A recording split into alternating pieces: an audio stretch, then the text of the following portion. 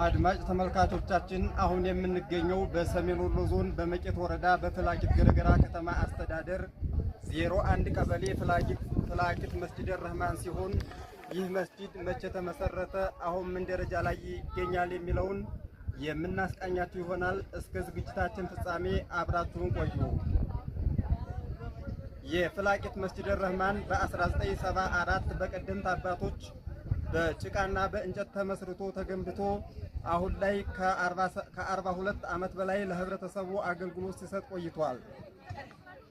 ይህ መስጂድ አሁን ላይ በእርጅና ምክንያት በመፍረሱ 600 ካሬ ሜትር ስፋት ያለው ህንፃ መስጂድ ለመገንባት ወደ ስራ ተገብቷል።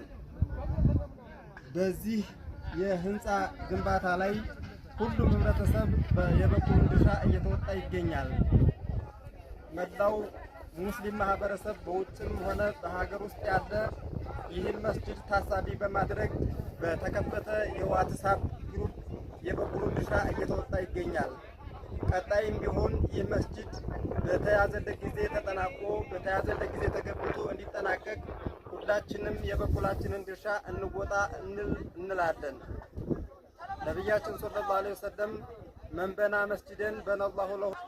እንግዲህ በዱንያ ላይ መስጂድን የገነባ አላህ ነገው መልቂያ ማለቱ ጀነት ላይ ቤት ይገነባለታል ስላሉ ሁላችንም እንሳተፍ፣ ኑ አሻራችንን እናሳርፍ እያልን ጥሪያችንን እናስተላልፋለን።